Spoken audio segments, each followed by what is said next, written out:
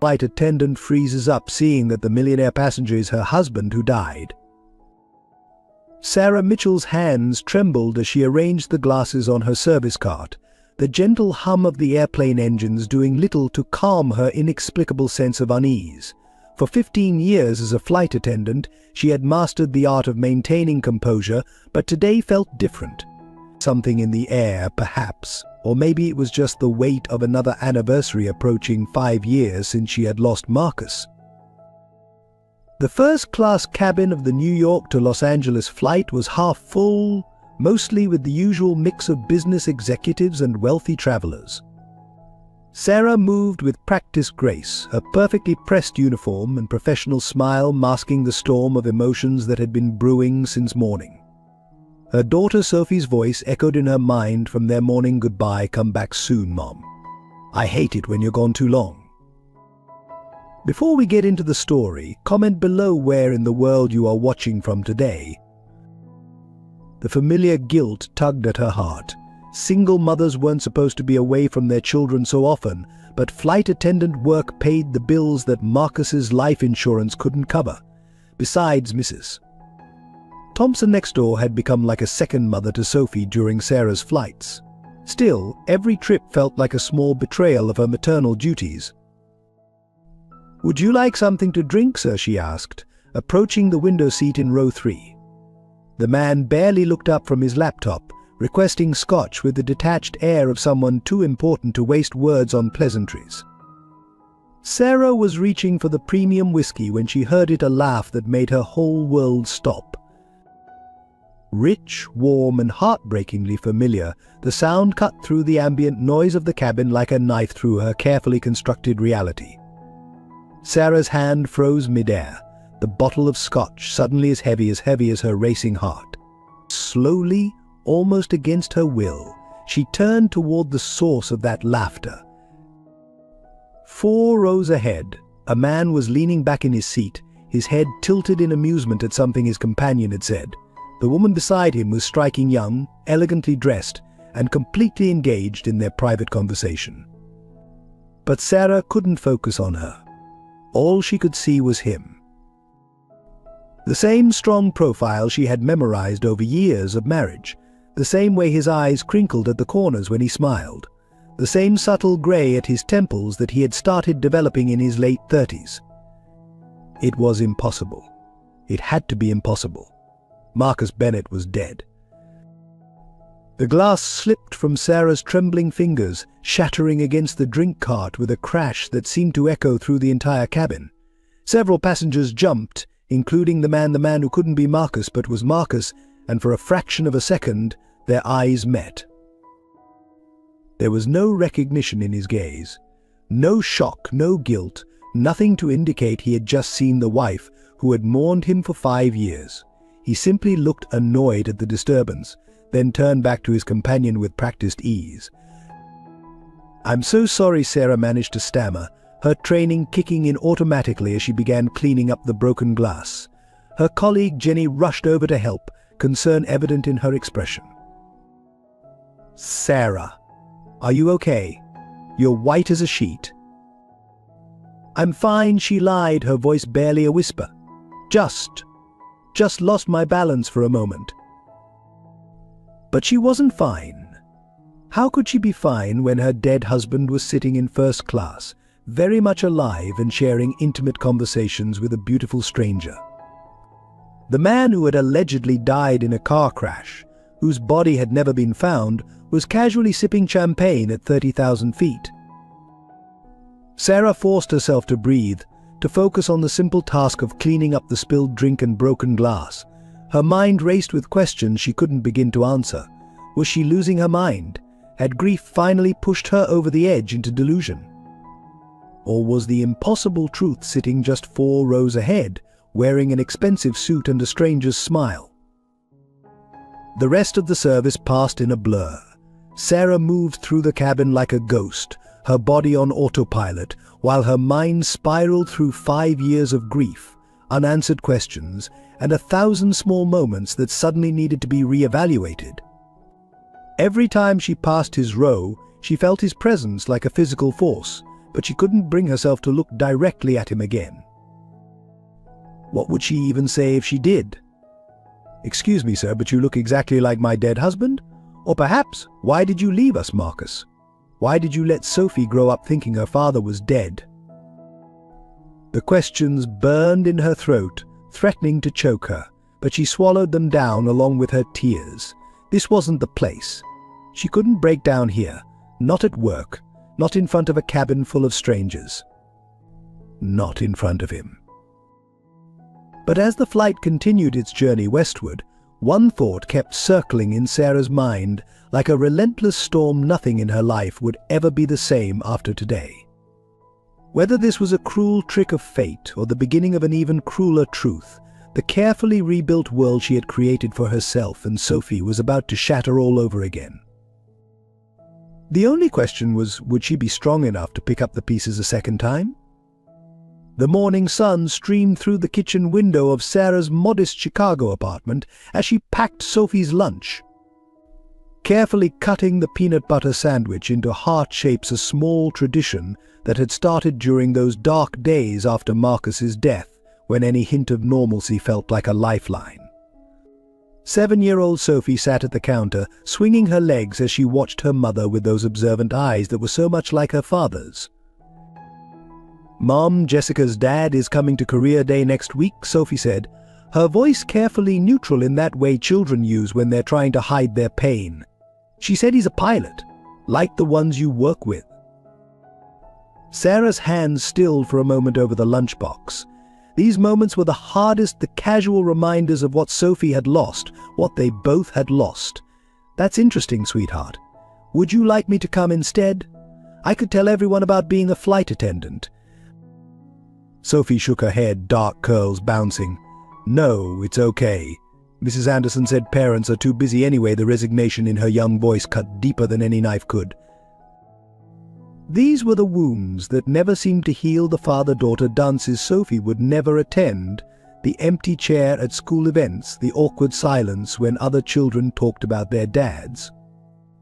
Sarah had learned to navigate these waters carefully, but each new milestone brought fresh pain.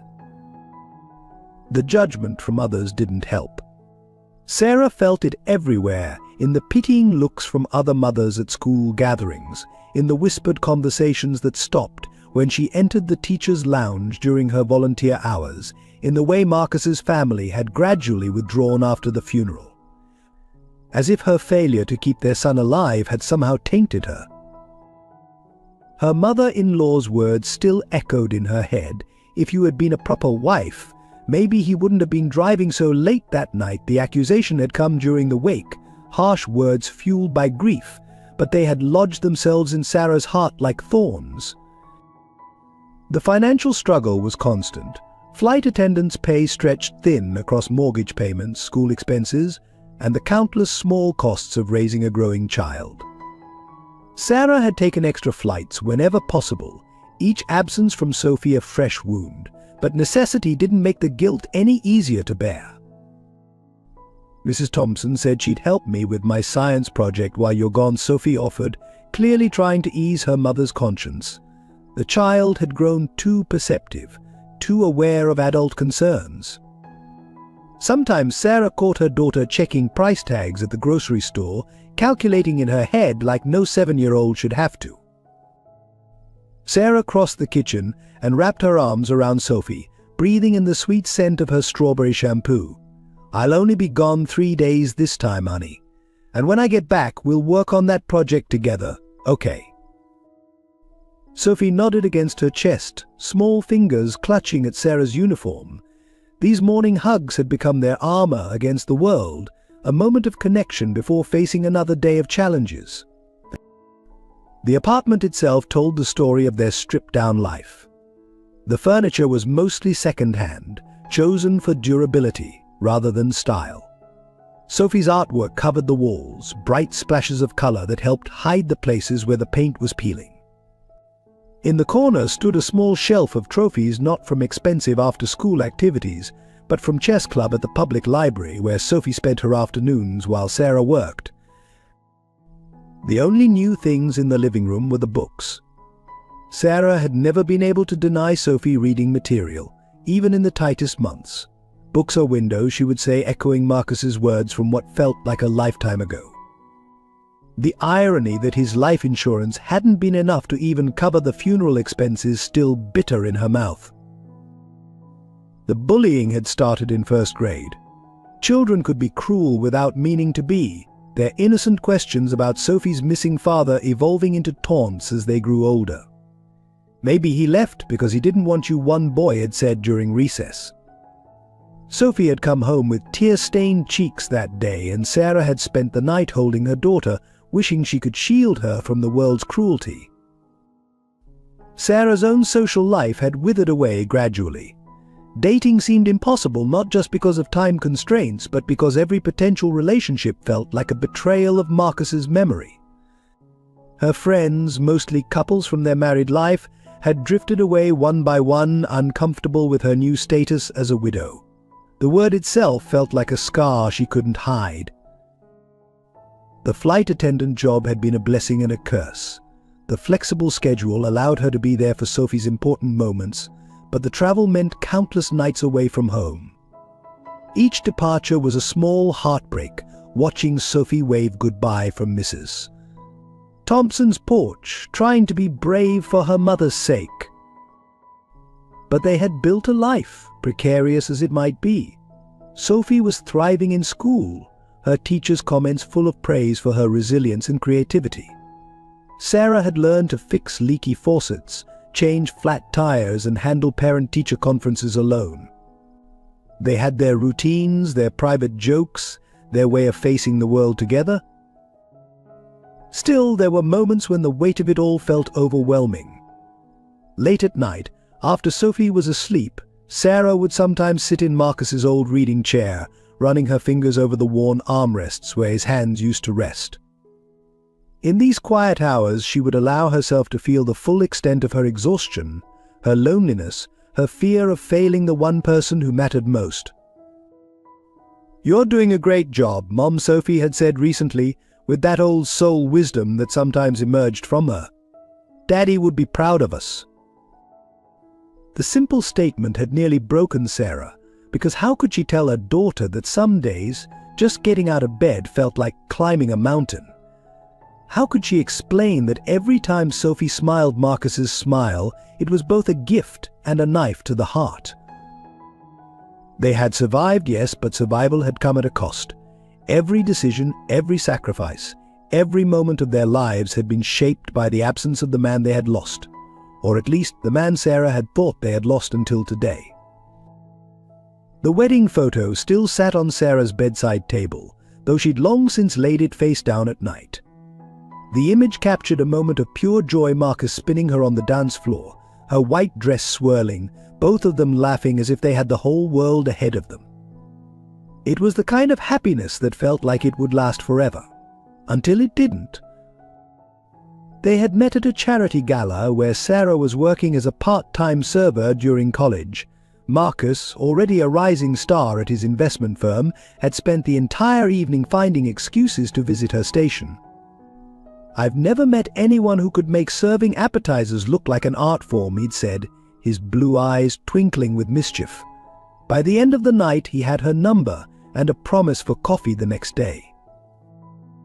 Their courtship had been like something out of a fairy tale. Marcus would surprise her with flowers at her graduation ceremony, plan elaborate dates that always seemed to end in some amazing adventure, and write her little notes that she would find tucked into her textbooks. To the woman who makes every moment magical, one had read. Sarah still had them all, tied with a ribbon in a box she couldn't bring herself to open anymore. "He pursued me like I was the only woman in the world," Sarah had once told Sophie during one of their bedtime story sessions about the past. What she didn't tell her daughter was how Marcus had proposed on a private yacht under the stars, with a ring he'd spent months choosing and a speech that made them both cry with happiness. The early years of their marriage had been blessed with the kind of contentment that comes from true partnership. They had bought their first home together, a small but charming house in the suburbs that Marcus promised was just the beginning. Every room held a memory. Marcus attempting to paint the nursery when she was pregnant with Sophie, his usually impeccable business clothes splattered with yellow paint, the kitchen where they would dance while making Sunday breakfast, the garden where he taught Sophie to take her first steps. "You're my anchor, Sarah," he would often say, holding her close after a long day at work. "No matter how crazy things get at the office, I know I'm coming home to you." Sophie's birth had been the pinnacle of their happiness. Marcus had been the perfect father from the start, spending hours just watching their daughter sleep, singing terribly off-key lullabies that somehow always worked, and declaring that every one of her first achievements was a sign of genius. "She has your determination," he'd say proudly, watching Sophie stubbornly try to stack blocks higher than herself.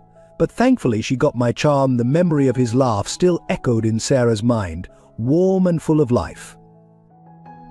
The last day had started like any other. Marcus had kissed them goodbye, promising to be home early for Sophie's ballet recital. "I wouldn't miss it for the world, Princess," he'd told their daughter, straightening the tiny pink tutu she insisted on wearing to breakfast. Sarah had adjusted his tie, a habit she couldn't break even after years of marriage. "Don't work too hard," she'd said, kissing him one last time at the door. If she had known it was their last kiss, would she have held on longer, said something more meaningful than their usual goodbye? The police had come late that night. Sophie had finally fallen asleep after crying for hours, her ballet shoes still on, waiting for a father who never showed up. The officers spoke in gentle tones about a car found abandoned near the river, signs of an accident, but no body. The current was strong that night, they explained. Sometimes, in these cases. The days that followed were a blur of funeral arrangements, well-wishers bringing casseroles she couldn't eat, and Sophie's endless questions that had no good answers. But how do they know Daddy's in heaven if they didn't find him? Her daughter had asked, profound in her childhood logic.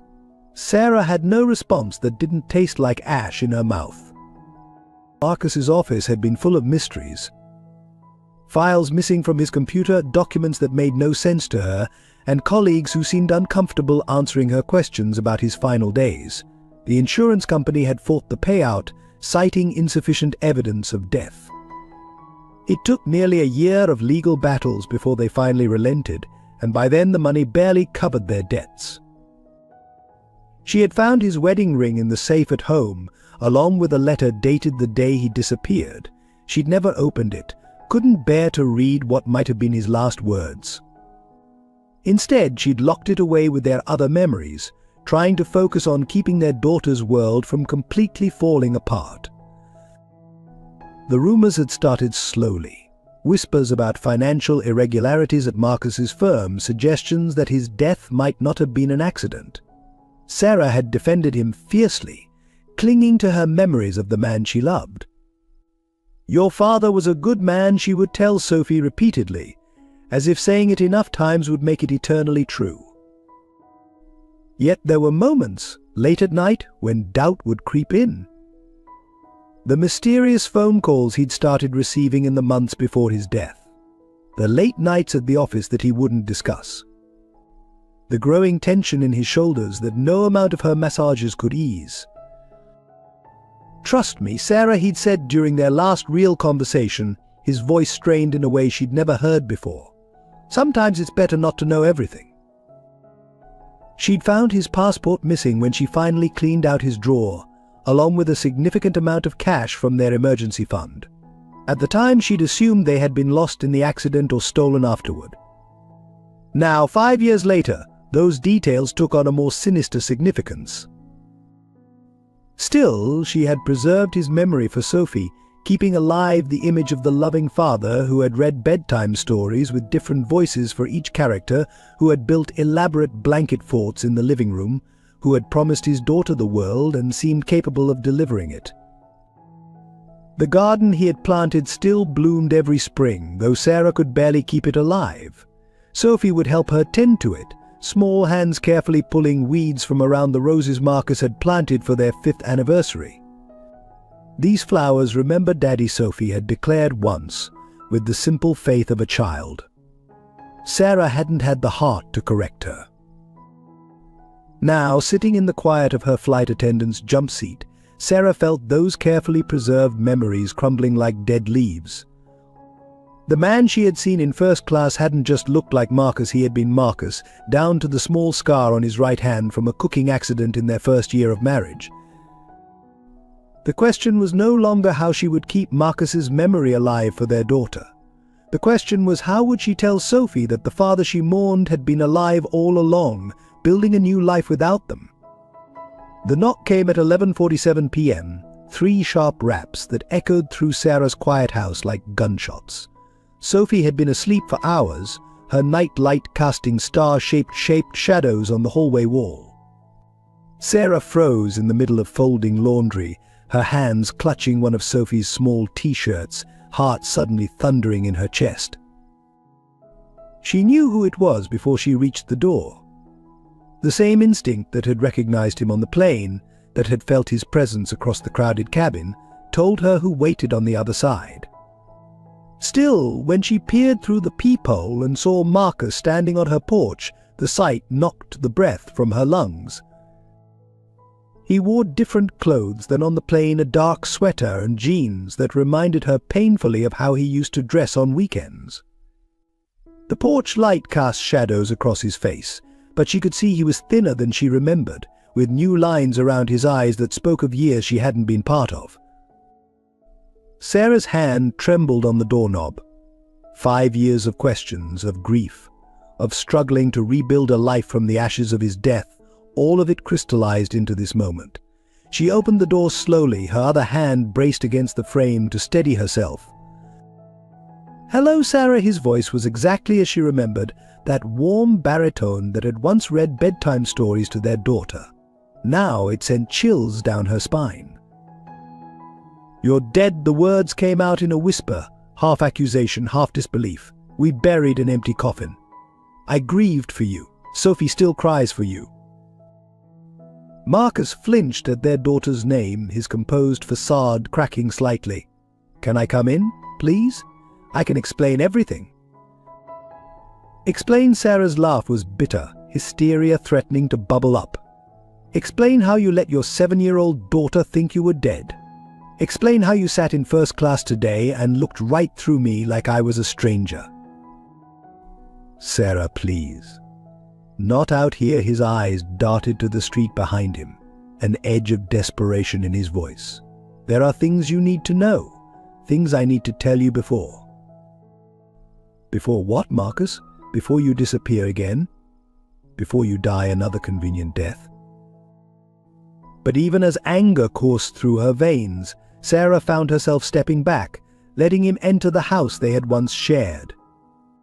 He moved past her carefully, like a man approaching a wounded animal, and she caught a whiff of his cologne, different from what he used to wear, but still unmistakably him. The living room was a monument to his absence. Family photos where he smiled at the camera, Sophie's artwork depicting 3 stick figures even though she'd been too young to really remember him, the chair he used to read in still angled toward the window, just as he'd left it. Marcus took it all in, his eyes lingering on a recent photo of Sophie at her school chess tournament. "She's so big," he whispered, his voice cracking. "I never meant. This wasn't supposed to." "Shut up." Sarah's voice was steel. "You don't get to be emotional about her. You don't get to pretend you care now, after 5 years of letting her think she was fatherless." He turned to face her, and for the first time she saw real pain in his expression. "Everything I did was to protect you both. You have to believe me." "Protect us? From what?" The truth. Sarah's voice rose slightly before she caught herself, glancing anxiously toward Sophie's room. "Do you have any idea what we've been through? The therapy sessions, the nightmares, the bullying at school because some kids decided Sophie's dad abandoned her." "I had no choice," Marcus said, running a hand through his hair, a gesture so familiar it made Sarah's heart ache. "They were going to hurt you. Both of you. Disappearing was the only way to keep you safe." Who was going to hurt us?" Sarah demanded, stepping closer. "What was so terrible that faking your death was the only solution?" Marcus sank into his old reading chair, the sight so achingly familiar that for a moment Sarah could almost pretend the last 5 years hadn't happened. But they had, and the man sitting there was a stranger wearing her husband's face. "I got involved with something at the firm," he began, his voice low and strained. "It started small, just moving some numbers around, helping certain clients avoid scrutiny. But then I discovered how deep it went. The kind of people involved, the amounts of money being moved. When I tried to back out, they made it clear that my family would pay the price." "So you ran," the words tasted like poison. "You ran and left us to pick up the pieces." "I left to draw them away from you," his voice rose with intensity. "They were watching our house, following Sophie to school. I had evidence that could destroy them, but as long as I was in your lives, you were their leverage." Sarah wrapped her arms around herself, suddenly cold. "And now? Why are you here now?" "Because they found me." Marcus leaned forward, his face haunted. "After 5 years of staying hidden, building new identities, they finally caught up. He hesitated, shame crossing his features. "I need your help, Sarah." A sound between a laugh and a sob escaped her. "My help? After everything you've put us through, you come here asking for help." "I know I don't deserve it," he said quietly, "but I'm not asking for myself. They know I'm alive now, which means you and Sophie might be in danger again. I need to keep you safe." "We've been keeping ourselves safe for 5 years," Sarah snapped. Without your protection, I learned to be both mother and father to our daughter. I learned to live with the whispers, the pitying looks, the endless questions about what happened to my husband." A floorboard creaked upstairs and they both froze. After a moment of tense silence, Sarah continued in a harsh whisper, "Sophie is asleep up there, believing her father was a hero who died too soon. How dare you come here and risk destroying even that?" Marcus stood, taking a step toward her. "Sarah, please. I never stopped loving you. Either of you. Everything I did." "Don't," she held up a hand, stopping him. "Don't you dare talk about love. Love doesn't let someone suffer for 5 years thinking you're dead. Love doesn't watch their pain from a distance and do nothing." Mum, a small voice from the stairs made them both turn sharply. Sophie stood on the bottom step, rubbing her eyes sleepily, her stuffed rabbit clutched in one hand.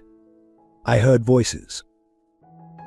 Sarah's heart stopped. She moved quickly to block Sophie's view of Marcus, but not before her daughter's eyes widened with recognition, not of a father she barely remembered, but of something else.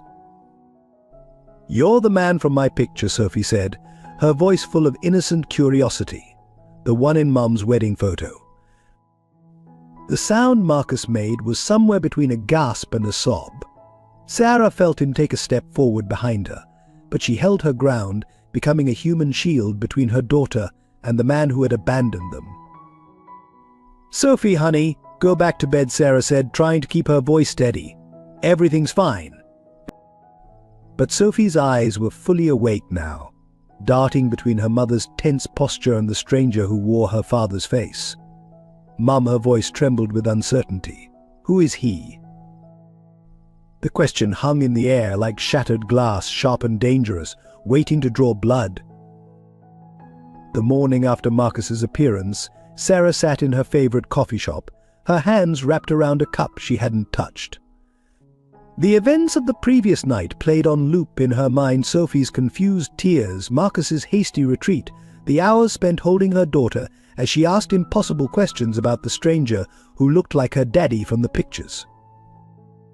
This seat, taken a deep voice, interrupted her thoughts. She looked up to find a tall man in a well-fitted suit gesturing to the chair across from her. Something about his bearing suggested authority. Perhaps it was the way he carried himself, or the quiet confidence in his grey eyes.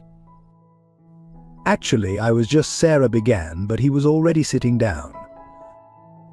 "I'm Daniel Cooper," he said, placing a leather briefcase on the table. "And you look like someone who could use a friend right now, Sarah." Her body tensed. "How do you know my name?" Daniel's smile was gentle but knowing. The same way I know that Marcus Bennett paid you a visit last night.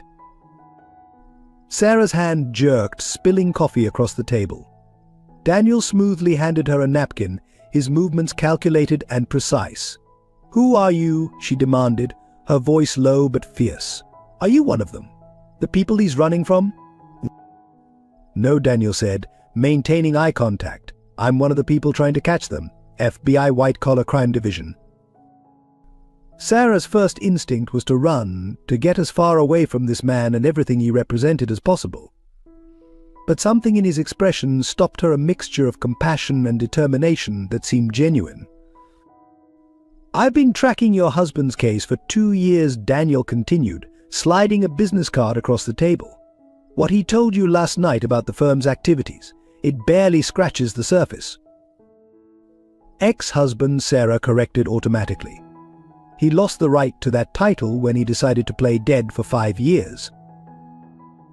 Daniel nodded, acknowledging the pain in her voice. "We can protect you and Sophie," he said softly. "But we need your help to bring down the entire operation." "Sophie," Sarah whispered, her daughter's face flashing in her mind. "How do you know about?" "I know everything about your family, Sarah. It's my job to know he pulled out a photo from his briefcase, a school picture of Sophie from just last month. I also know that 3 men have been watching your house since Marcus showed up last night." Fear gripped Sarah's heart. "Mrs. Thompson is with her right now. I need to." "They're being monitored," Daniel assured her, reaching across the table to steady her shaking hand. His touch was warm, solid, nothing like Marcus's nervous energy from the night before. "I have agents in place. Sophie is safe." For some reason, Sarah believed him. Perhaps it was the quiet authority in his voice, or the way his eyes never wavered from hers. "What do you want from me?" "Right now, I want to buy you another coffee and listen. Really listen. Something tells me you haven't had many people do that lately." And somehow, sitting across from this stranger who seemed to know everything about her life, Sarah found herself talking. She told him about the night Marcus disappeared, about the suspicious gaps in the investigation, about the years of struggling to keep Sophie's world intact while her own fell apart. Daniel listened intently, asking occasional questions that revealed both his investigative mind and a surprising depth of empathy. As the morning wore on, Sarah realized this was the first time in years she'd spoken about Marcus without feeling like she was drowning in grief. "Sophia's chess club this afternoon," Daniel said as their second coffee grew cold. "She's quite good, from what I hear. Takes after her mother's strategic mind." Sarah stiffened. "How long have you been watching us?" "Long enough to know that you're stronger than you give yourself credit for." He leaned back, studying her. "Long enough to see how much you've sacrificed to protect your daughter from the truth. And now the truth is sitting in my living room at midnight, asking for help while bringing danger to our doorsteps," Sarah said bitterly. "It doesn't have to be your fight," Daniel offered. "You could take Sophie, disappear for a while. We could help with that." The suggestion hung in the air between them. 5 years ago, Sarah might have jumped at the chance to run from all this. But now... "No," she said firmly. "Sophie deserves better than a life on the run. She deserves the truth, whatever that turns out to be." Daniel's smile was approving. "I hoped you'd say that." He reached into his briefcase again, pulling out a file. "There's something else you should know about Marcus's activities over the past 5 years. Before he could continue, Sarah's phone buzzed. A text from Mrs. Thompson. "Sophie asking for you. Seems upset about last night." "I have to go," Sarah said, standing quickly. "My daughter needs me." Daniel stood as well, his height impressive but somehow not intimidating. "Let me drive you. It's safer than walking, given the circumstances."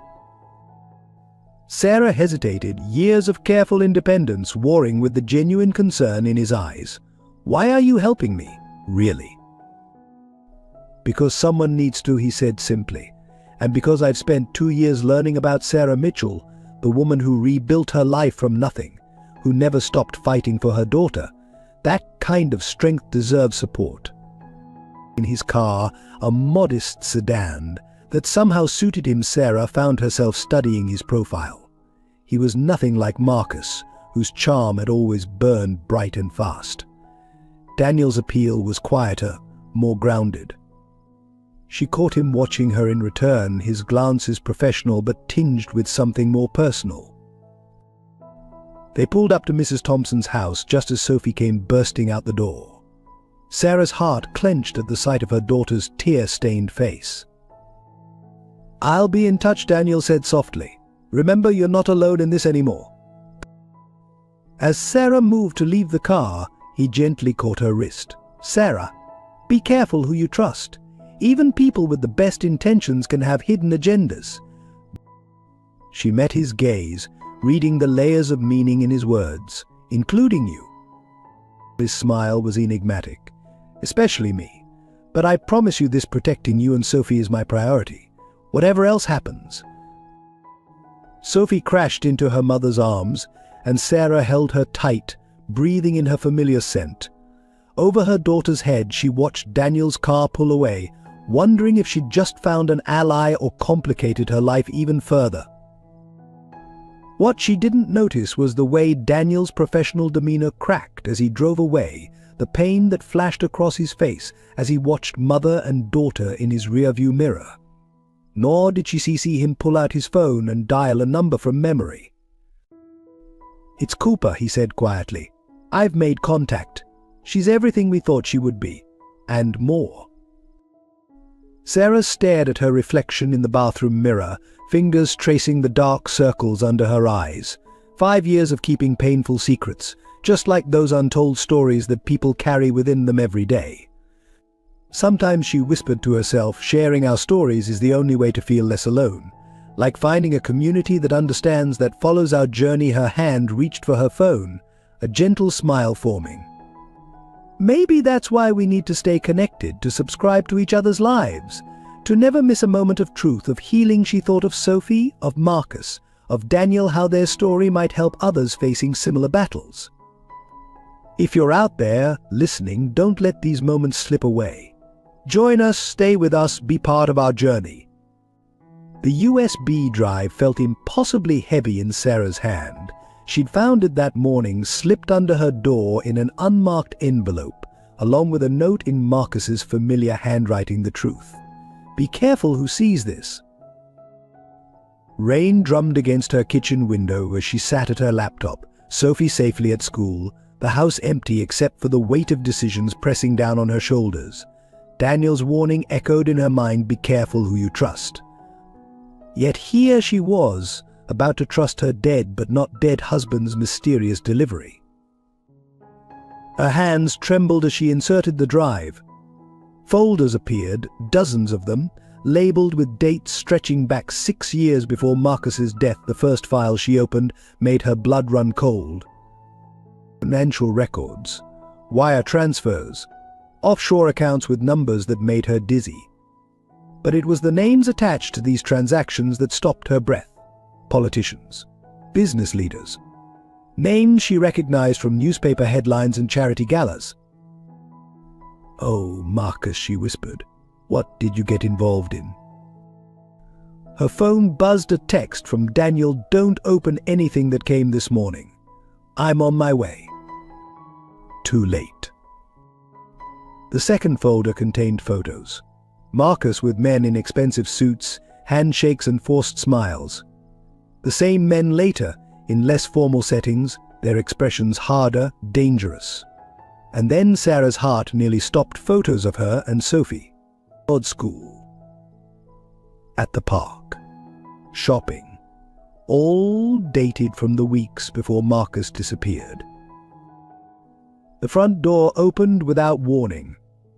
Sarah slammed the laptop shut, reaching for the kitchen knife on the counter. "It's just me," Daniel's voice called out, followed by his steady footsteps. He appeared in the doorway, more disheveled than she'd ever seen him, his tie loose and hair wind blown.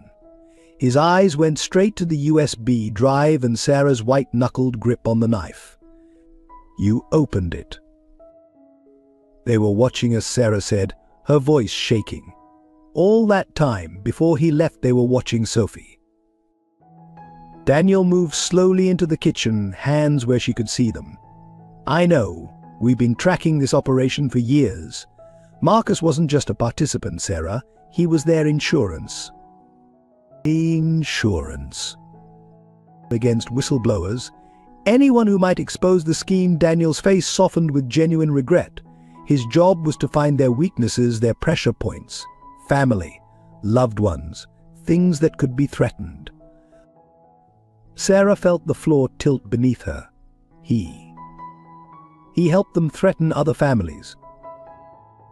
"Until he fell in love with you," Daniel pulled out a chair, sitting down carefully. "You changed him, Sarah.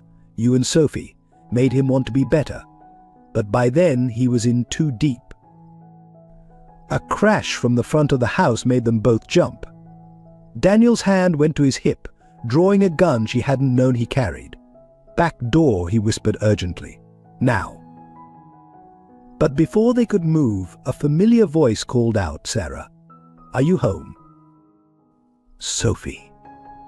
Horror froze Sarah in place. Her daughter's voice was followed by another sound, adult footsteps, too heavy to be her young daughter's friends. "Mom?"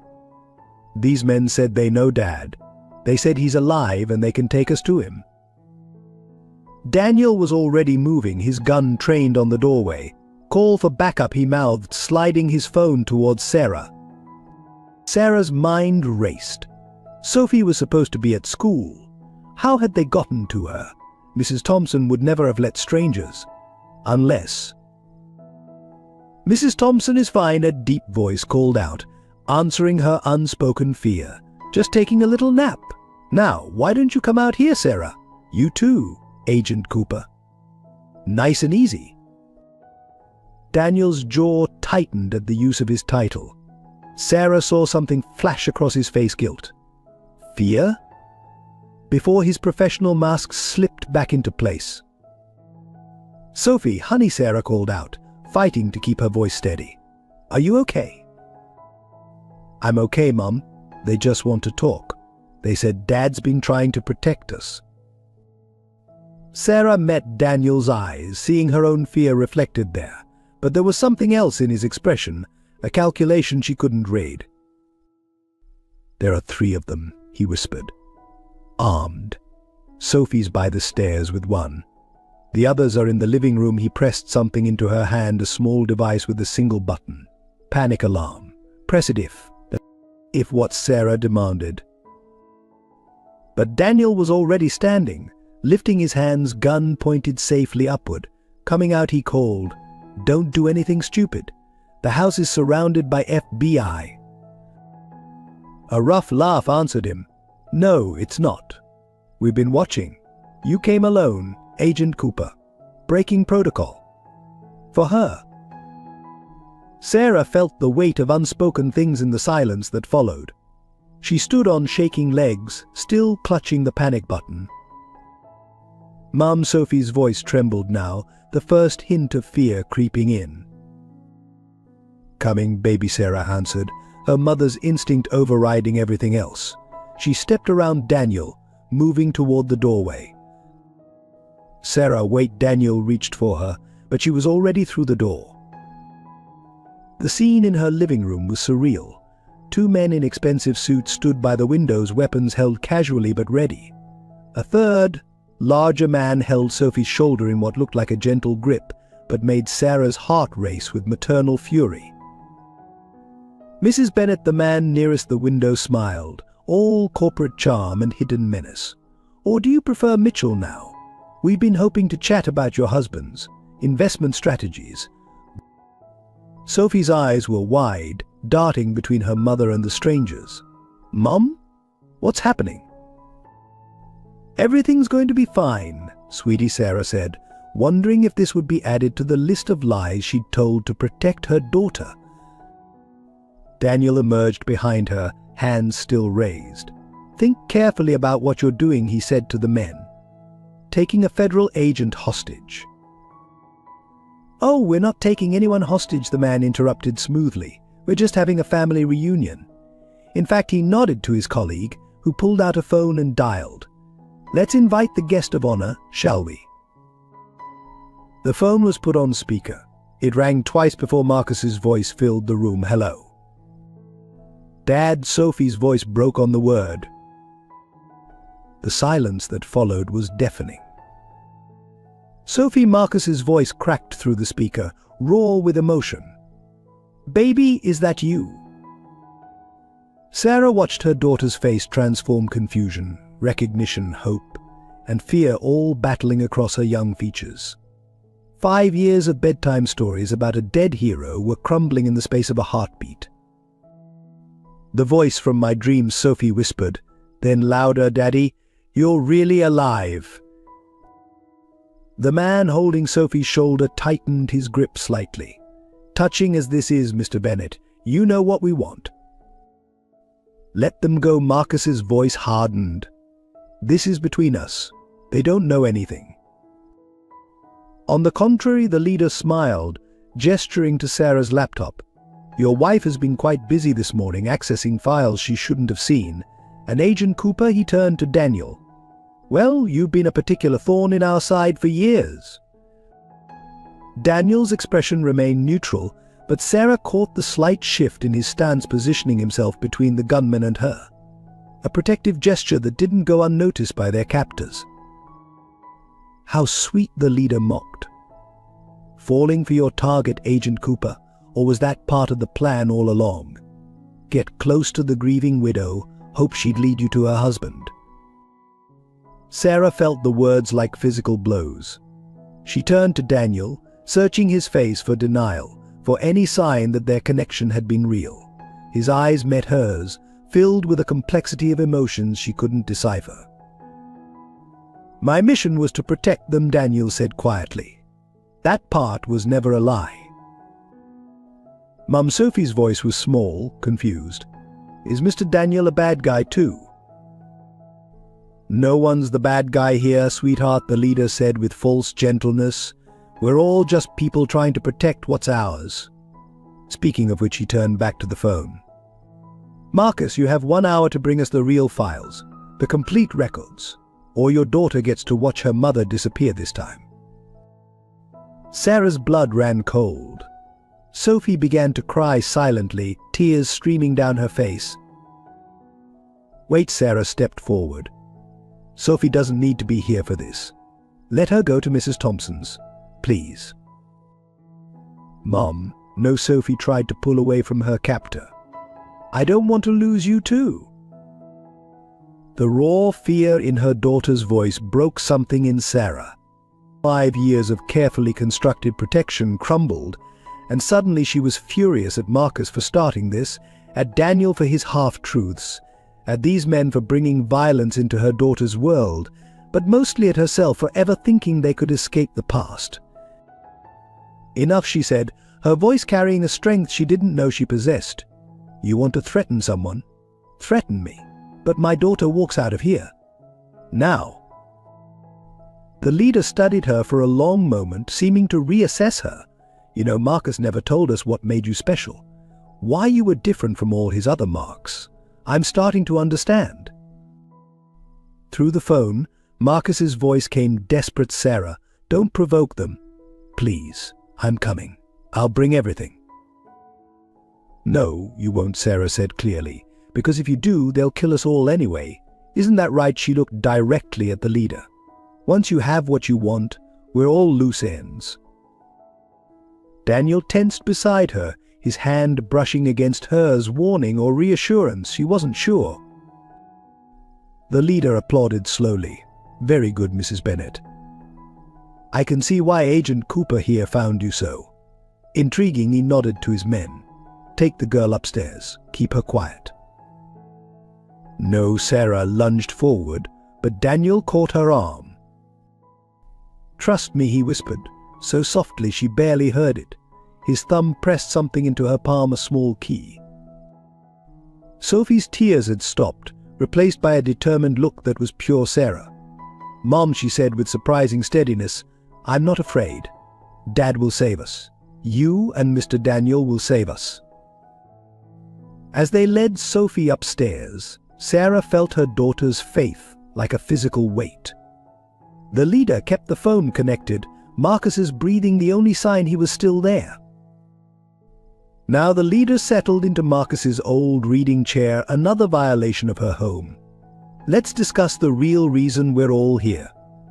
Agent Cooper's investigation isn't just about money laundering, is it, Marcus?" Silence from the phone. "Tell her," the leader prompted. "Tell your wife what you really did, what you really were." "I was their conscience," Marcus's voice came quietly. "I chose the targets, families that could be leveraged.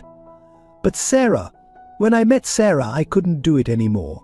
I couldn't keep destroying families when I finally understood what family meant." Sarah felt Daniel shift closer to her, protective yet restrained.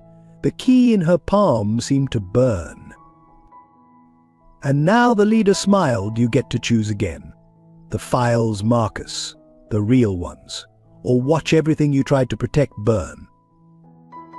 Sarah looked up toward where they'd taken Sophie, then at Daniel's tense profile, and finally at the phone connecting her to the man she'd once built her life around. In that moment, with her daughter's faith echoing in her ears and Daniel's key pressing into her palm, Sarah made her choice. She just hoped they could all live with the consequences. The key Daniel had slipped to Sarah wasn't just any key, it was to his personal safe house, a fact that became clear as she sat in its sparse living room 12 hours later, Sophie finally asleep in the bedroom down the hall. The events that had led them here played through her mind like a broken film, the perfectly timed power outage, Daniel's calculated distraction, the hidden exit through the basement they'd never known existed. "You planned this," Sarah said quietly as Daniel entered with 2 cups of coffee. "How long have you had an escape route in my house?" He sat across from her, shadows under his eyes betraying his exhaustion. "Since the first day I took the case. Your basement wall had a false panel installed long before I found it Marcus's work, I assume." The mention of Marcus hung between them like smoke. They'd escaped, yes, but the price had been steep. The sound of gunfire still echoed in Sarah's ears, along with the leader's curse as they'd slipped away. She didn't know if Marcus had survived the chaos that followed.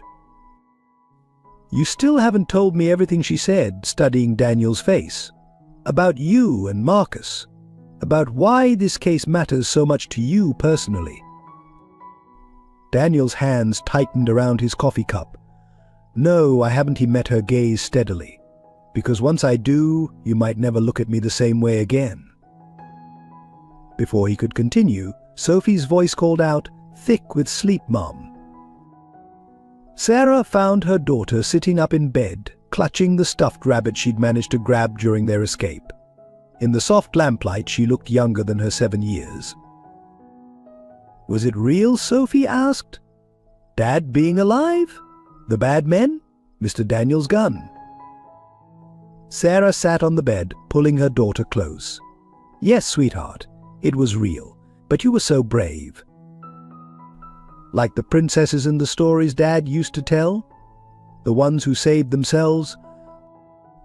The memory hit Sarah hard. Marcus's bedtime stories, always featuring strong heroines who didn't need rescuing.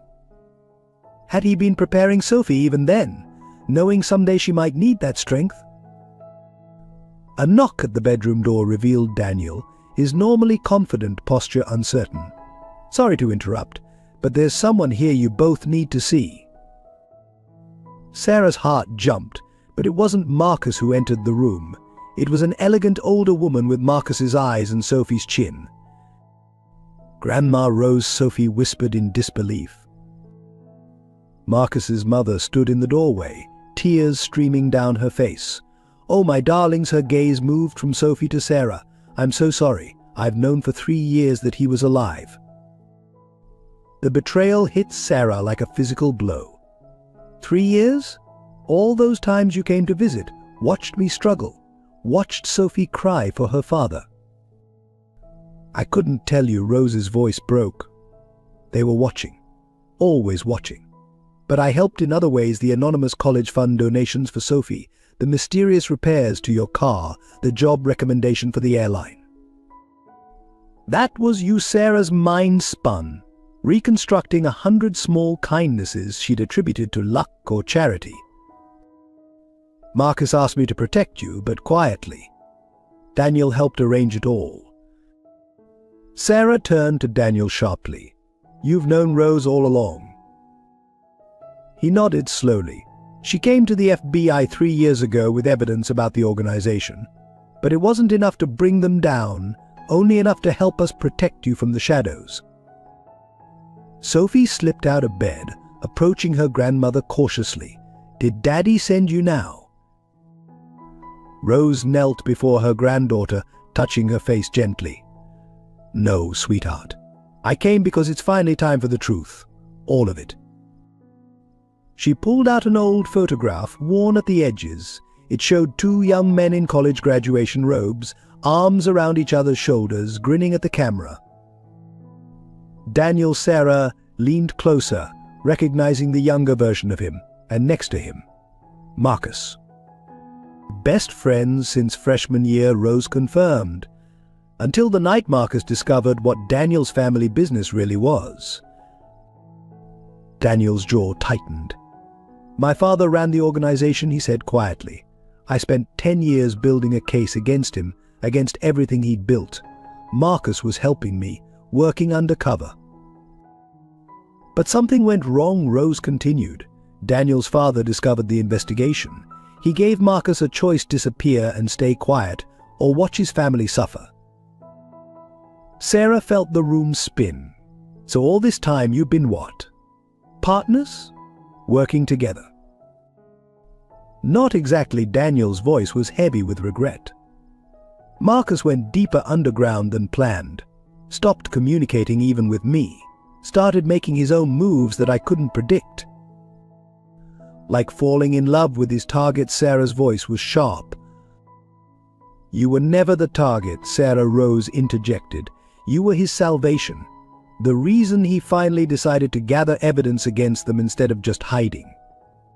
Sophie, who had been unusually quiet, suddenly spoke up.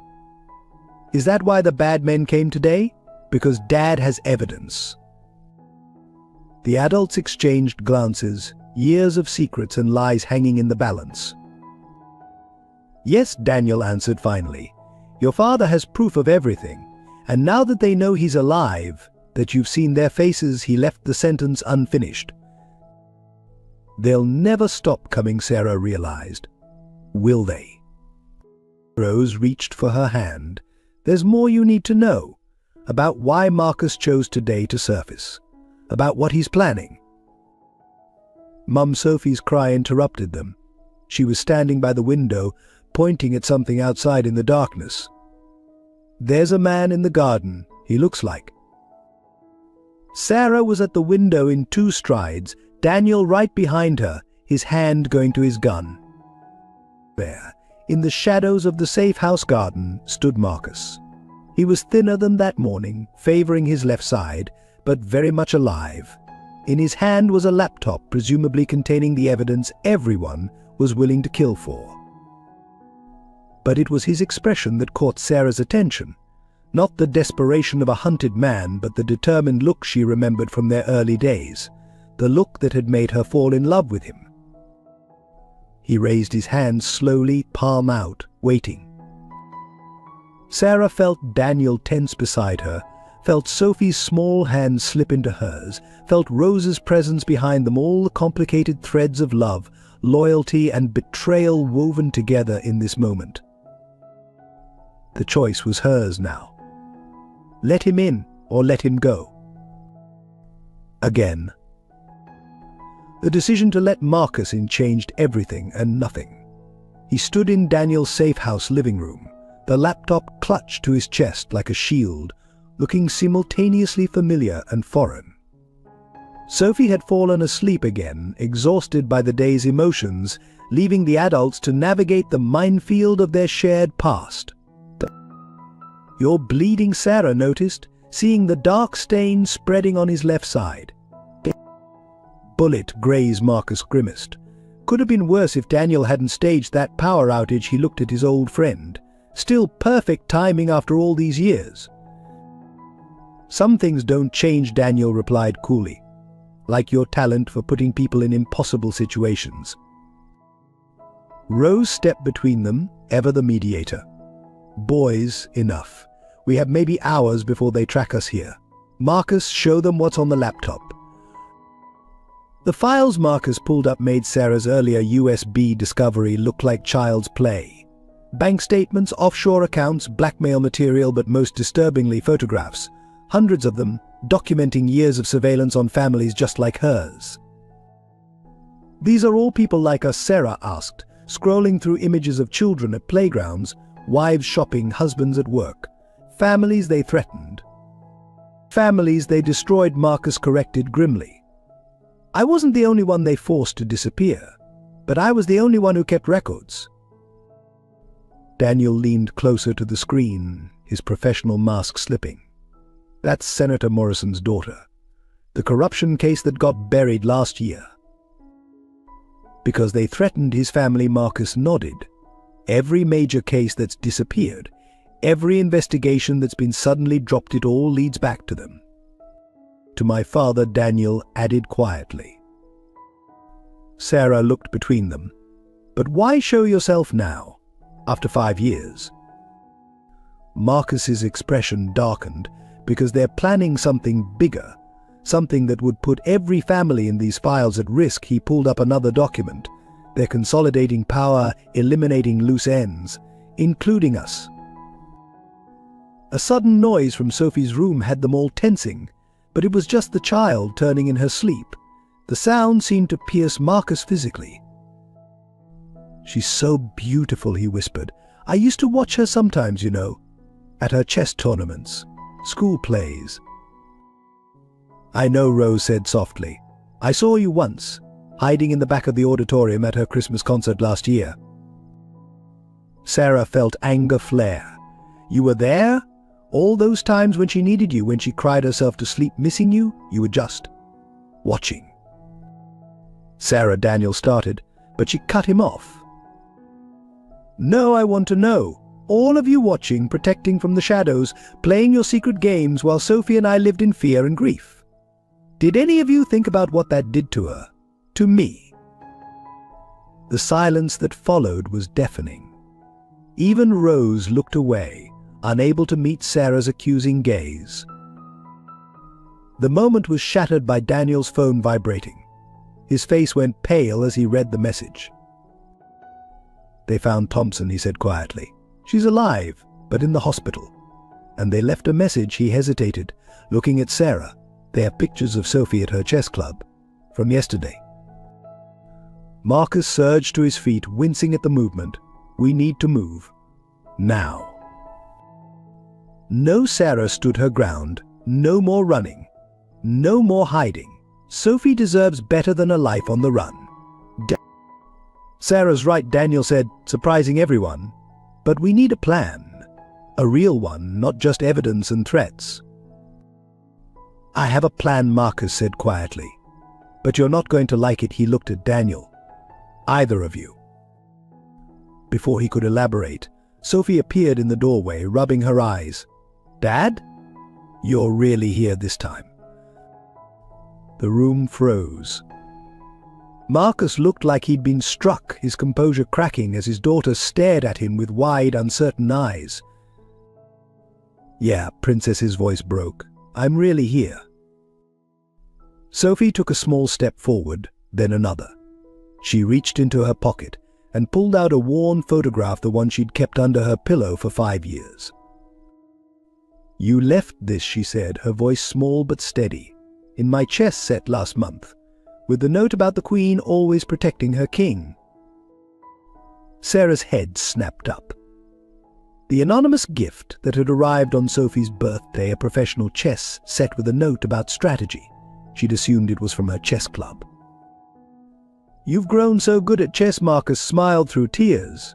Just like I knew you would. Did you leave the other gifts too, Sophie asked. The books about brave princesses, the ballet shoes at Christmas. Each revelation was like a knife in Sarah's heart. All those moments she'd attributed to kind strangers or Sophie's teachers had they all been Marcus. Daniel's phone buzzed again. His expression turned grim. They're moving. Multiple teams. They'll find us by morning. Then we have until morning to decide, Marcus said, drawing Sophie close as she finally stepped into his arms. Who we're going to be. What we're willing to fight for. Sarah watched her daughter melt into her father's embrace, saw the years of pain and longing in both their faces. She felt Daniel's steady presence beside her, Rose's quiet strength behind her. I think, she said slowly, it's time we stop letting them decide our fates. All of us. Outside, the night grew darker, but in the safe house, battle lines were being drawn. By morning, everything would change for better or worse.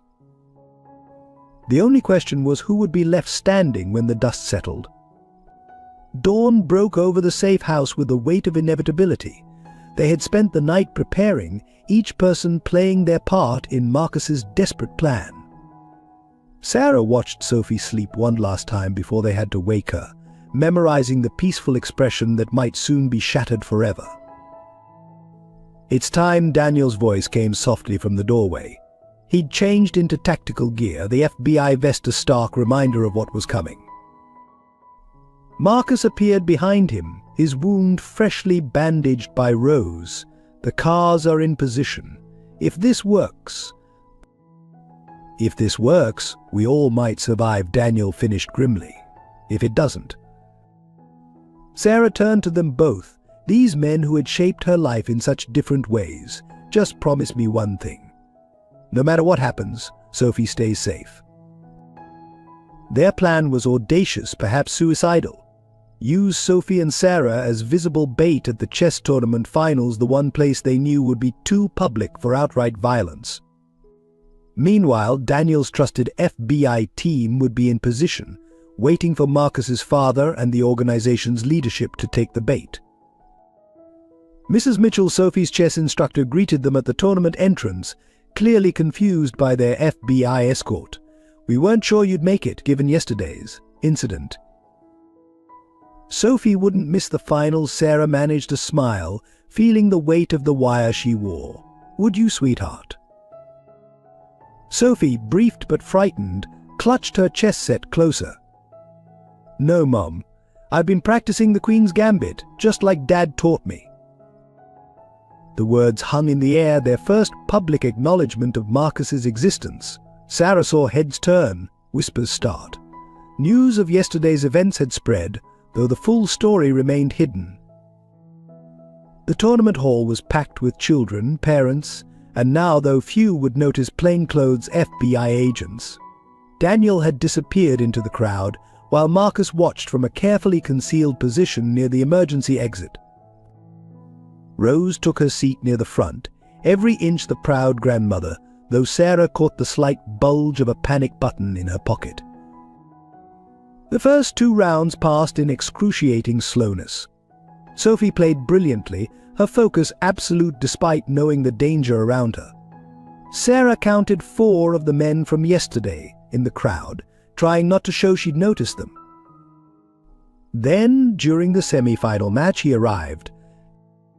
Daniel's father moved through the crowd like a corporate shark, expensive suit and confident smile masking the predator beneath.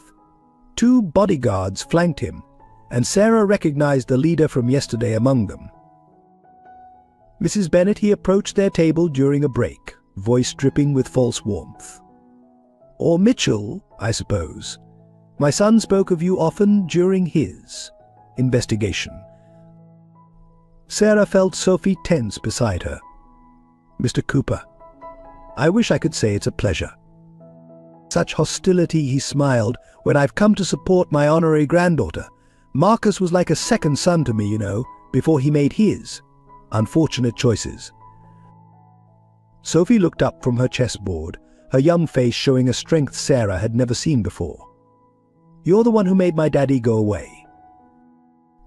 The older Cooper's smile flickered. Precocious child. just like her father, too smart for her own good.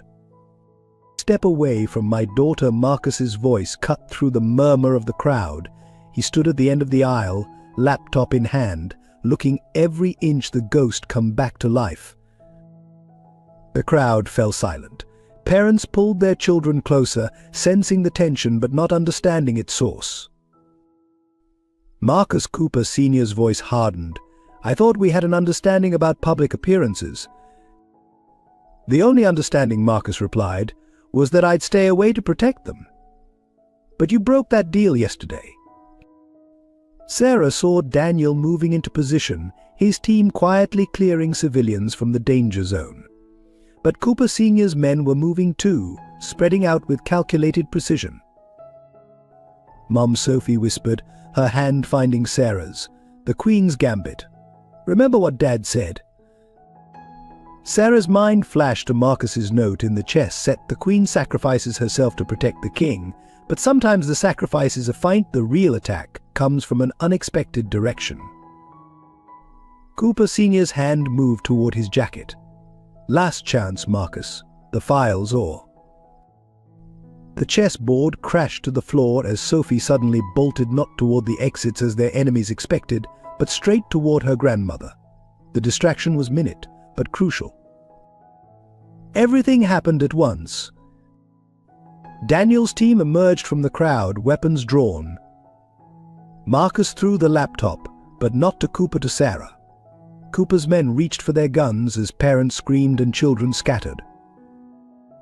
FBI. Freeze, Daniel's voice boomed through the chaos. But Cooper Sr. just smiled, a terrible knowing smile. Did you really think I'd come without insurance? He pulled out not a gun, but a phone. One call, and every family in those files, including yours, Marcus learns the true meaning of loss. Sarah stood frozen, the laptop heavy in her hands, watching the scene unfold like a nightmare in slow motion. Sophie safe with Rose near the exit, Marcus and Daniel facing down their personal demons, and herself holding the key to everything. The choice was impossible. The files could save countless families, expose decades of corruption. But Cooper's threat was real. She'd seen the evidence of what his organization could do. In that moment, Sarah realized that the true confrontation wasn't about guns or files or even justice. It was about breaking the cycle of fear that had controlled their lives for so long. She opened the laptop. Sarah's fingers flew across the keyboard as the tension in the room reached breaking point.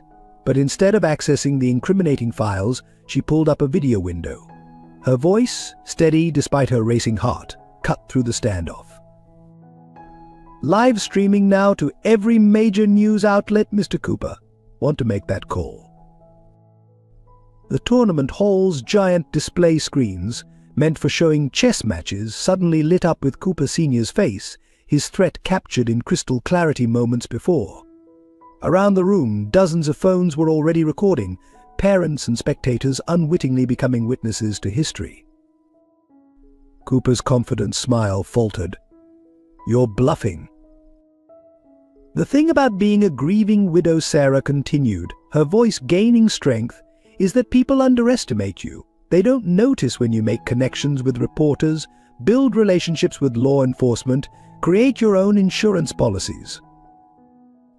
Marcus stared at her with a mixture of pride and amazement. This wasn't part of their plan, this was pure Sarah. 5 years, she went on, turning to address the growing crowd of onlookers. 5 years of watching other families being torn apart, just like mine was. Did you really think none of us would find each other? Connect the dots. From various points in the crowd, people began to stand. Parents whose partners had mysteriously disappeared. Children who had lost parents to accidents, all eyes burning with recognition and long-suppressed anger. Your mistake, Sarah's voice cracked with emotion, was thinking fear could control love forever. Sophie, still sheltered in Rose's arms, called out suddenly, checkmate. The chess prodigy's declaration sparked something. Daniel's FBI team moved with practiced precision, but it was the crowd itself that became the true force. Cooper's men found themselves surrounded not just by agents, but by their own victims, ordinary people finally empowered to stand up. Sarah Marcus breathed, moving toward her. "When did you?" "While you were watching Sophie from the shadows," she replied. "I was building an army in the light." Cooper Sr.'s face had turned ashen. "You don't understand what you're doing. The reach of our organization." His finished, Daniel cut in, producing handcuffs, along with my father's legacy. The arrest itself was almost anticlimactic. As Cooper and his men were led away, the true drama unfolded in quieter moments. Sophie running not to Marcus but to Sarah first, whispering, "You were the queen all along, Mom."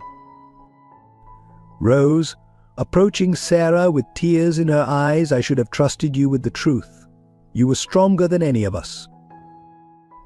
And finally, Marcus and Daniel, standing awkwardly beside each other, years of friendship and betrayal hanging between them. "Your father," Marcus started. "Was wrong," Daniel finished. "About everything, including you." The tournament hall slowly emptied, shell-shocked parents leading their children home with new stories to tell. But Sarah's family, biological and chosen, remained, the weight of their shared ordeal settling around them. "What happens now?" Sophie asked, looking between her parents. Sarah felt both Marcus and Daniel turn to her, waiting. The power of choice, so long denied her, now rested firmly in her hands. "Now," she said, pulling her daughter close, "we start being honest, with ourselves and each other." Sarah Marcus stepped forward, his face open and vulnerable in a way she'd never seen before. "I know I don't deserve." "No," she stopped him. "No more talking about what people deserve. We've all made choices, some good, some terrible. The question is, what choices do we make going forward?" Daniel moved toward the exit, his duty done but his heart clearly torn. Sarah caught his arm. "That includes you," she said softly. "You're part of this story now, whether you meant to be or not." Sophie, wise beyond her years, looked up at the three adults who had shaped her world in such different ways. "Can we be a different kind of family?" she asked. "Not like before, but something new." The question hung in the air, full of possibility and pain, hope and hesitation. Sarah looked at Marcus, the man she'd loved and lost and found again, different but still somehow essential. At Daniel, whose protection had turned to something deeper, more complex. At her daughter, who had inherited not just Marcus's chess genius, but Sarah's own resilience. "Yes," Sarah finally answered, her voice thick with emotion. "But first, I believe you have a chess tournament to finish." Sophie's face lit up. She ran back to her board, where her opponent still waited patiently. As they watched her set up the pieces with steady hands, Sarah felt Marcus and Daniel on either side of her, not touching but present. The future stretched before them, uncertain but full of possibility, like a chess game where all the pieces had been scattered and rearranged, creating new patterns, new strategies, new ways to win. Or perhaps, Sarah thought as she watched her daughter make her first move, new ways to play the game entirely. As Sarah watched Sophie set up her chess pieces, a profound realization washed over her. Life is like these stories we share, she thought, each one connecting us, making us feel less alone. Her fingers absently traced the edge of her phone where the live stream was still running. Some people will follow our journey, subscribe to our trials and triumphs, like faithful companions in this game of life, she smiled softly, remembering all those who had supported them, who had clicked and joined their community of survivors. In the end, she mused, it's not just about watching, it's about being part of something bigger, something that matters, like this channel, this connection we're building together. Victory should have felt sweeter. Sophie had won the chess tournament, Cooper was in custody, and the truth was finally out. But as they left the tournament hall that evening, Sarah couldn't shake the feeling that something was wrong. It was too easy, too clean. Her instincts proved right at midnight.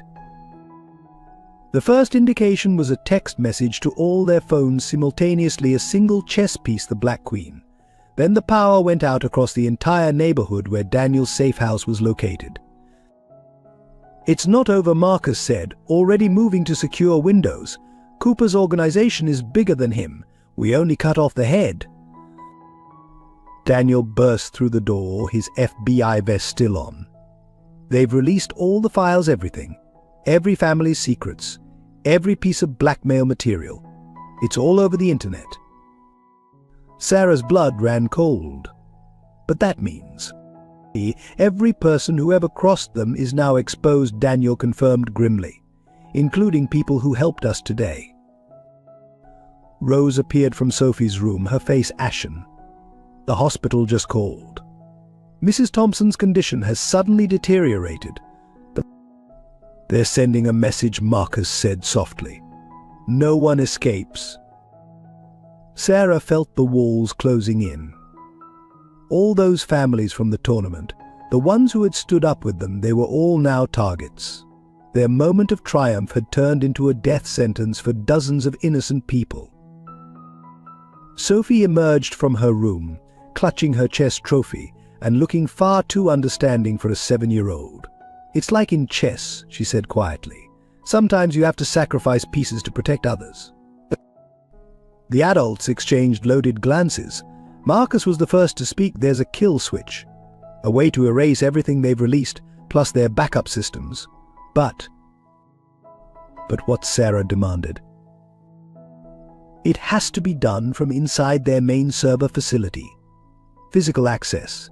No remote option." He looked at Daniel. "You know where it is?" Daniel's face hardened. "My father's building. The real one, not the corporate headquarters. It's a suicide mission," Sarah finished, seeing the look in Marcus's eyes. "No, there has to be another way." Mum Sophie's voice trembled. "Is Dad going away again?" The question shattered something in Sarah's chest. She watched Marcus kneel before their daughter, saw the years of lost moments reflect in his eyes. "Princess," he started, his voice rough. "Sometimes the most important moves in chess aren't about winning. They're about protecting what matters most." "Then I'll do it." Daniel stepped forward. "It's my father's mess. My responsibility." No, Marcus stood. "You're needed here. To protect them. To finish what we started." He turned to Sarah. "You were right before about choices. This is mine." Sarah felt tears burning her eyes. "You just came back to us. And I'm doing this so you can have a future." He pulled out an envelope. "Everything you need to know is in here. Evidence against the remaining members, account numbers for Sophie's college fund, letters I wrote every year on her birthday." Sophie launched herself into her father's arms, chess trophy clattering to the floor. "Daddy, please. I just got you back." Marcus held her tight, his own tears falling freely now. "You've grown into such an amazing person, Sophie. So smart, so brave. Just like your mum." He looked up at Sarah. "I was a coward before, running away to protect you. This time I'm running towards something. Making a choice I can be proud of." Rose stepped forward. "I'll drive you." No arguments, her voice broke. "I lost you once without saying goodbye properly. Not this time." The next few minutes were a blur of preparations. Daniel coordinating with his team, Rose gathering supplies, Marcus downloading final data from his laptop. But for Sarah, time seemed to stop as she watched Marcus with their daughter, memorizing every detail of their last moments together. Marcus pulled her aside while Sophie was distracted by Daniel. "I need you to know." "Don't," she cut him off. "Don't make this a goodbye." "It's not," he smiled sadly. "It's a thank you for raising our daughter to be stronger than I ever was, for showing me what real courage looks like." He hesitated. "And for finding someone worthy of your heart." Sarah followed his glance to Daniel, who was teaching Sophie a defensive hand position with infinite patience. "I don't know what she started. Yes, you do, Marcus squeezed her hand. Life's too short for maybes. I learned that the hard way. A distant explosion rocked the neighborhood. Their time was up. Dad, Sophie's voice quivered. Marcus swept her up one last time. Remember what I taught you about the Queen's sacrifice? She nodded against his shoulder. Sometimes you have to give up something precious to win the game. That's right. But this time, it's not about winning, he set her down gently. It's about making sure you get to keep playing. Sarah watched him walk away, Rose at his side. Just before they reached the car, he turned back. Sophie, his voice carried in the quiet street. Check the White Knight's base when you get home. I left you something 5 years ago. I think you're finally ready for it.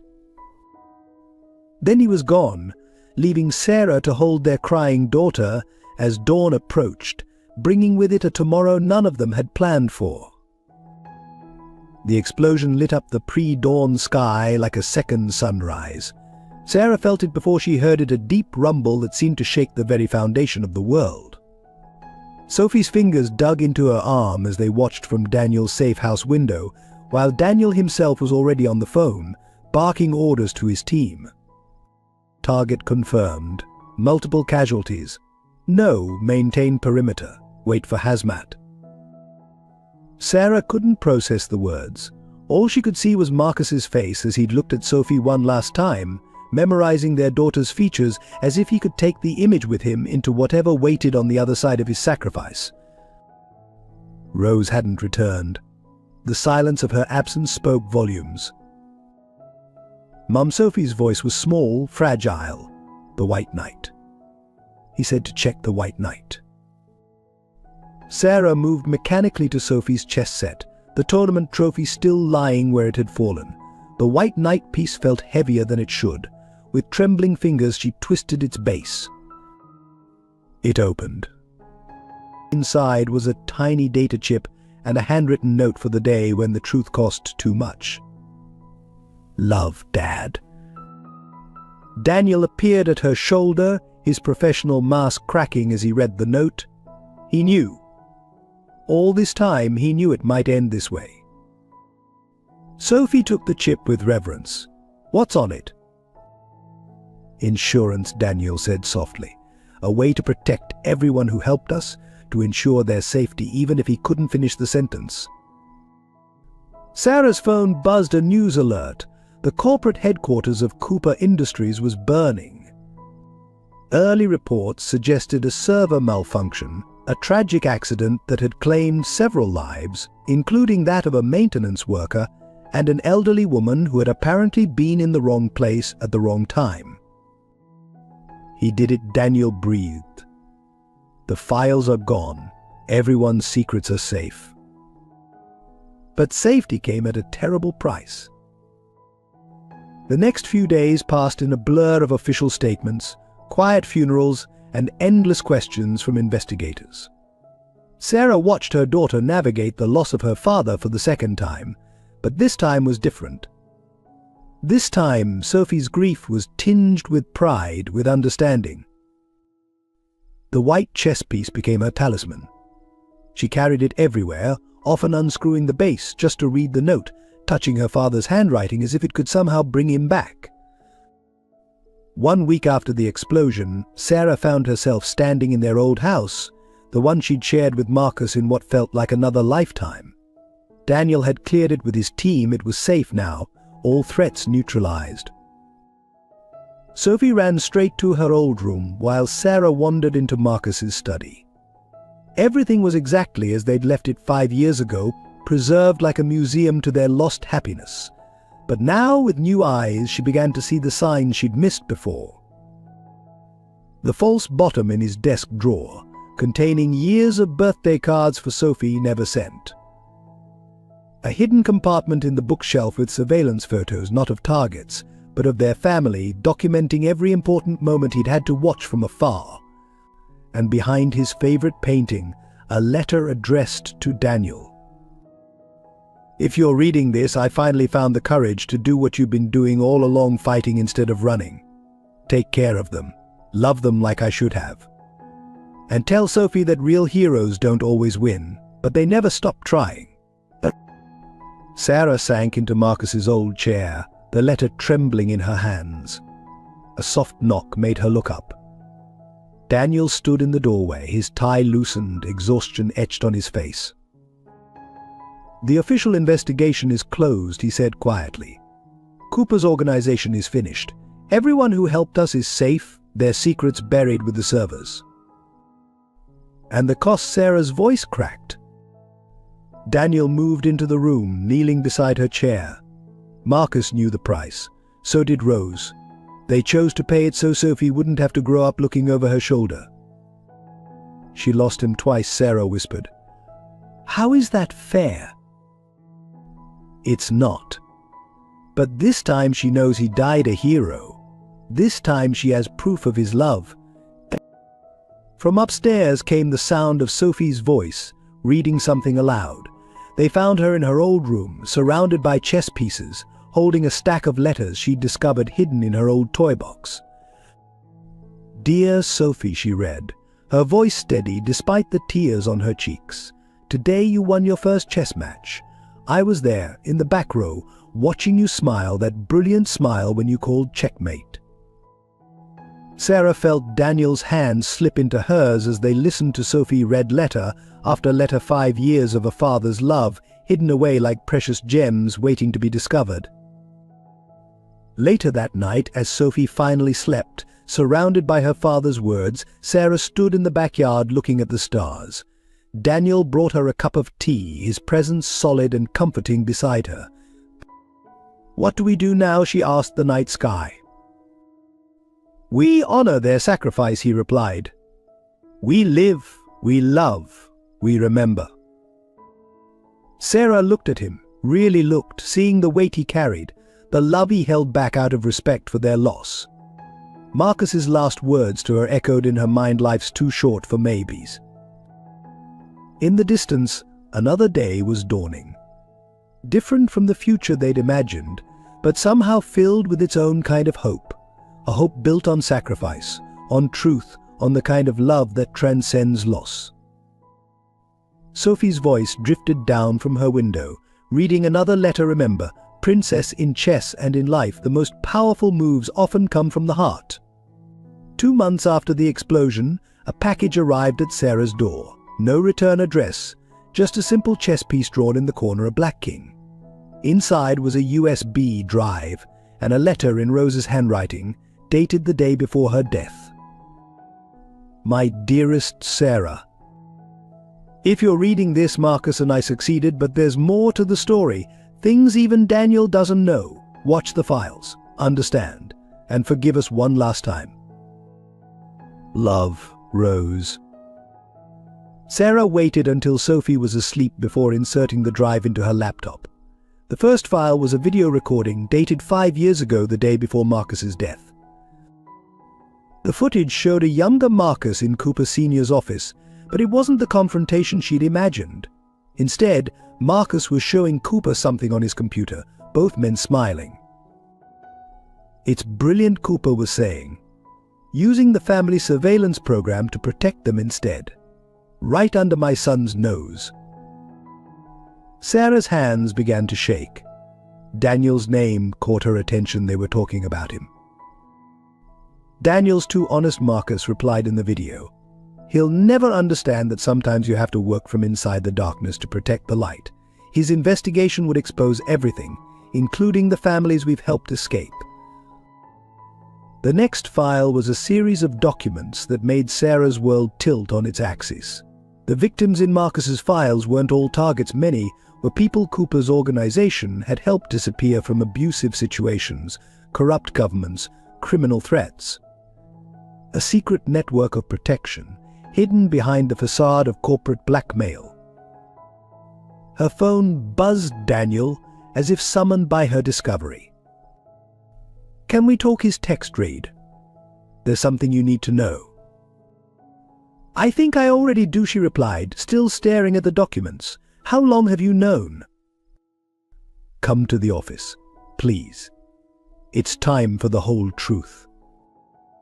The FBI office was deserted at this late hour, except for Daniel waiting in his private office. He looked different, haunted, yet somehow relieved. "My father wasn't the monster we thought," he said as she entered. Neither was Marcus, but I was too focused on exposing corruption to see the bigger picture. "They were protecting people," Sarah said softly. "All those families." Daniel nodded, pulling out his own files. Cooper Industries had two sides: the public face of corporate corruption and a hidden network helping people disappear from dangerous situations. Marcus discovered it when he started working there. He couldn't tell me because you would have exposed everything, Sarah finished. The good with the bad. My investigation would have destroyed the entire network, put hundreds of protected families at risk. Daniel ran a hand through his hair. Marcus tried to tell me, but I wouldn't listen. So he did the only thing he could. He became part of it, helped maintain the balance. Sarah sank into a chair, memories realigning with this new reality. But why didn't he tell me? Because knowledge was dangerous. Cooper's enemies, the real ones, would have killed for information about the network. Your genuine grief, your real anger. It protected you and Sophie. A new video file started playing on Daniel's computer, surveillance footage from the day of the explosion. Marcus and Rose weren't running toward their deaths, they were leading a group of people out through a hidden tunnel. The explosion had been perfectly timed to destroy the servers while covering their escape. "Where are they now?" Sarah's voice trembled with hope. Daniel's expression fell. "Sarah, the tunnel collapsed. We found bodies. DNA confirmed."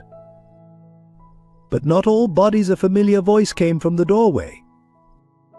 Sarah turned slowly, hardly daring to breathe. Rose stood there, aged but very much alive, wearing clothes that had seen better days. "Hello, my dear. I'm sorry for the deception, but we needed time to make sure everyone was safely relocated." "Everyone?" Sarah's heart stopped. "Rose, please."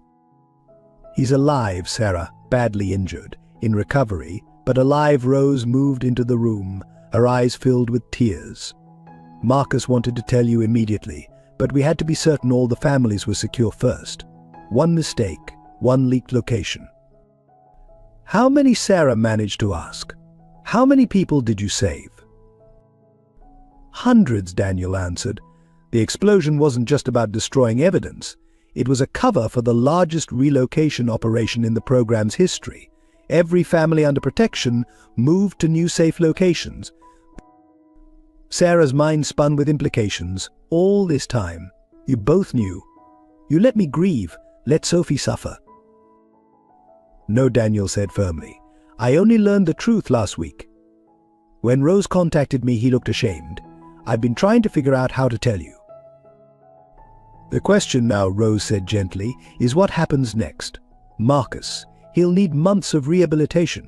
He'll never be able to return to his old life. Too many people still want him dead. But he wanted you to know the truth, to have a choice." Sarah thought of Sophie, finally healing, finding strength in believing her father died a hero. Of Daniel, whose quiet support had become essential to their lives. Of the future they'd begun to imagine. "Where is he?" she asked finally. Rose pulled out a phone, dialed a number, handed it to Sarah with trembling fingers. Sarah Marcus's voice was weak but unmistakably his. "I'm so sorry. And suddenly Sarah was crying and laughing at once, while Daniel supported her weight and Rose wiped her own tears. "You impossible man," Sarah managed. "What makes you think you get to decide everything?" His weak chuckle turned into a cough. "I don't. Not anymore. That's why I'm calling. Because this time, whatever happens next, it has to be your choice." Sarah sat in Sophie's room that night, watching her daughter sleep, the phone call with Marcus still echoing in her mind. On the bedside table lay the white knight chess piece, its hidden compartment now empty of secrets. But the world, it seemed, was still full of them. "How do I tell her?" she whispered to Daniel, who stood in the doorway. How do I explain that her father's death, which she's finally come to terms with, was another lie? The same way you've handled everything else, he replied softly, with truth and love. But it wasn't that simple. Nothing was anymore. The next morning, Sarah gathered Sophie, Daniel, and Rose in their living room. The sunlight streamed through the windows, catching the dust motes in its beam, making everything feel surreal. Sophie, Sarah began, her heart racing. Remember how you said chess is about seeing all the moves ahead? Sophie nodded, clutching her tournament trophy. Dad taught me that, before the explosion. What if Sarah took a deep breath? What if that last move wasn't what we thought it was? Rose pulled out a tablet, showing Sophie surveillance footage from the explosion site. Not the destruction, but what came before, people being led to safety, families reunited, children just like her finding new chances at life. Your father, Rose explained gently, was part of something bigger than we knew. He helped people escape bad situations, gave them new lives, kept them safe. Sophie's eyes widened as understanding dawned, like how he protected us by going away the first time. Exactly, Daniel confirmed, but this time he helped hundreds of others do the same thing. And the explosion, Sophie's chess-trained mind was already moving pieces around the board. It was like when you sacrifice a piece to distract from your real plan. Sarah felt tears spring to her eyes at her daughter's insight. Yes, sweetheart, exactly like that. Then came the moment Sarah had been dreading and longing for in equal measure. She pulled out her phone, dialed the number Rose had given her, put it on speaker. Hello, Marcus's voice filled the room. Sophie's chess piece clattered to the floor. Daddy. What followed was both beautiful and heartbreaking. Sophie's questions tumbling out, Marcus's careful answers, the pain and joy mingling in every word. Sarah watched her daughter process this new reality, saw her brilliant mind connecting dots adults might miss. You're not coming home? Are you? Sophie finally asked, surprising everyone with her perception, even though you're alive. No, Princess, Marcus admitted. There are still people who would hurt our family if they knew I survived. And he hesitated. You have a life now, with your mom, with Daniel.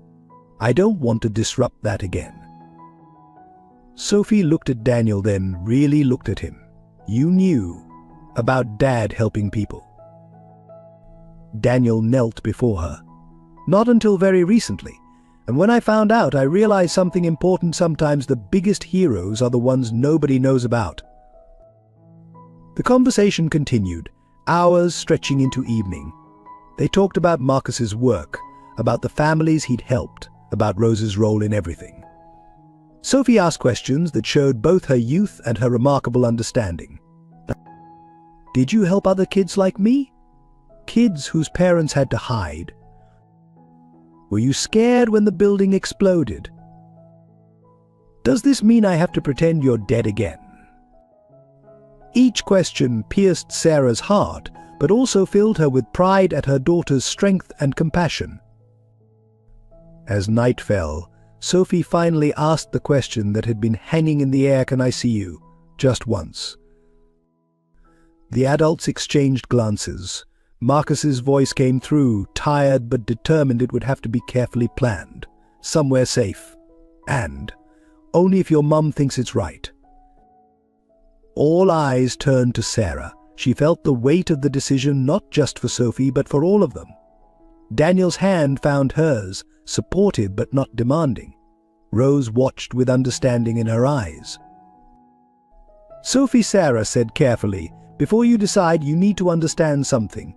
Your father, he'll need to stay hidden. Any contact would have to be secret, careful. It wouldn't be like before. I know, Sophie replied with that old soul wisdom that still caught Sarah off guard. But that's okay, because this time it's not about what we lost. It's about what we saved.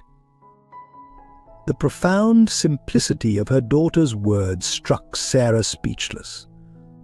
In that moment she saw all of them clearly: Marcus, who had sacrificed everything twice for what he believed in; Daniel, whose quest for justice had transformed into something deeper; Rose, who had played her part in the shadows; and Sophie, who somehow understood it all better than any of them. "There's one more thing," Rose said, pulling out an envelope. "Marcus wanted you to have this, Sophie, when you were ready." Inside was a series of photographs Marcus at every chess tournament Sophie had played in, carefully hidden in the background. With each photo was a note, analyzing her moves, praising her strategy, sharing his pride from afar. "You really were there," Sophie whispered, "every time." "And he still can be," Daniel said quietly. "Just differently." Sarah watched her daughter process this, saw her fitting this new piece into the puzzle of their lives. The truth hadn't shattered Sophie's world as Sarah had feared. Instead, it had expanded it, made it richer, more complex. Mum Sophie looked up, her father's chess genius and her mother's strength combining in her gaze. "I think I understand now. Sometimes the best moves aren't about winning or losing. They're about finding new ways to play the game." Sarah pulled her daughter close, feeling Daniel's steady presence beside them, hearing Marcus's breathing through the phone, sensing Rose's quiet approval. The truth hadn't simplified their lives. If anything, it had made everything more complicated. But as Sophie had said, maybe that wasn't the point. Maybe the point was learning to play a different game entirely. 6 months after the revelation of Marcus's survival, Sarah stood in front of a small cafe in Geneva, her heart racing. Sophie clutched her hand, both of them watching people pass by on the quiet street. Daniel sat in an unmarked car across the road, maintaining his promise to keep them safe, even here. "Remember," Sarah whispered to Sophie, 20 minutes. "That's all we can risk." Sophie nodded, her maturity beyond her years showing in her composed expression. "I know, Mum, just like we practiced." The cafe had been carefully chosen, public enough to be safe, private enough for their purpose. Rose had arranged everything, using the same network that had helped so many families find new beginnings. They entered separately as planned. Sophie went first, her new navy blue dress making her look older somehow. Sarah followed a few minutes later, taking a seat at a different table. To any observer, they were strangers. Then he walked in. Marcus looked different, thinner, with a slight limp from his injuries, his hair grayer than in their memories. But his eyes were the same, lighting up as they fell on Sophie, though he maintained his cover by not acknowledging her directly. The next 20 minutes unfolded like a carefully choreographed dance. Sophie accidentally dropped her book near Marcus's table. He helped her pick it up, their hands touching briefly as they exchanged words that appeared casual to observers, but meant everything to them. "Your moves in last week's tournament were brilliant," he murmured, loud enough only for her to hear. "The Queen's sacrifice in the final game? Perfect execution." Sophie's smile was radiant but controlled. "I learned from the best. Both my parents taught me about sacrifice." Sarah watched from her table, tears threatening to fall as she witnessed their careful interaction. Her phone buzzed a text from Daniel, 2 minutes left. All clear so far. Marcus must have received a similar warning because he smoothly stood, leaving payment for his untouched coffee. As he passed Sophie's table, he dropped something small next to her chair, a white pawn.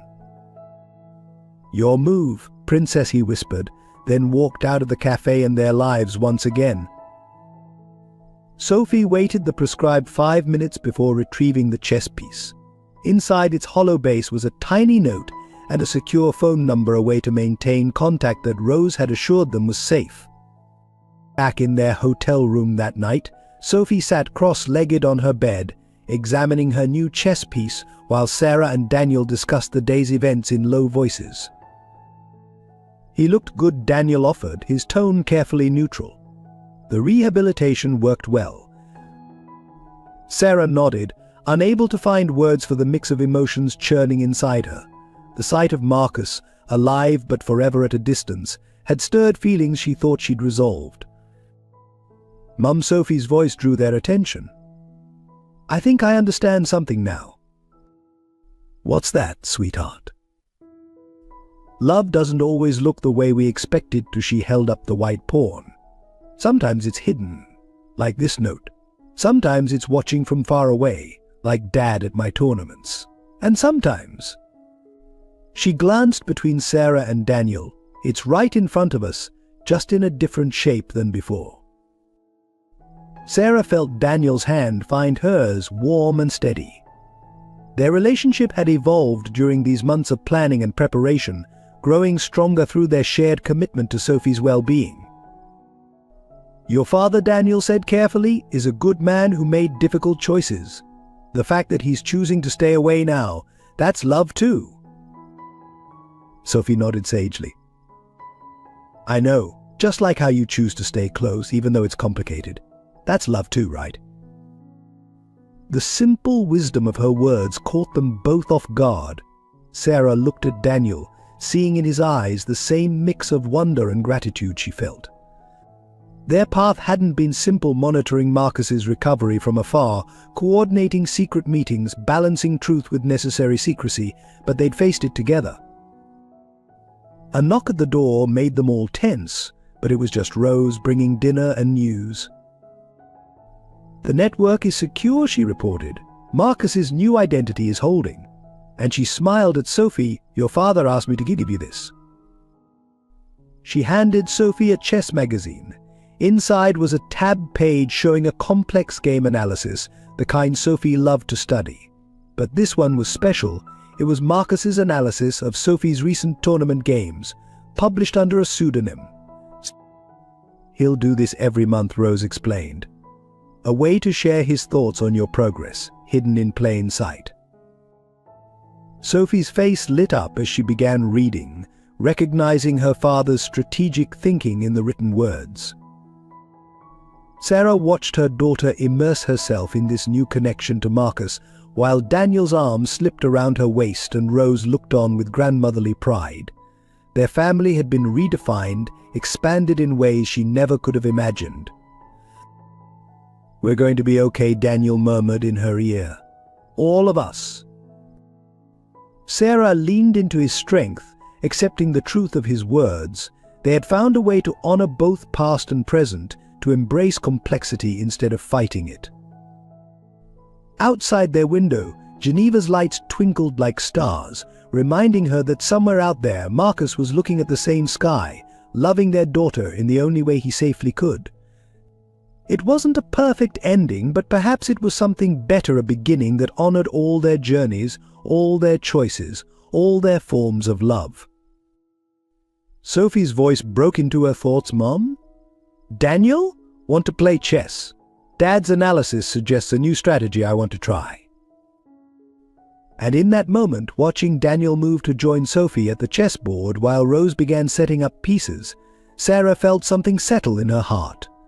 This was their new normal, complex, unconventional, but filled with more love than she'd ever thought possible.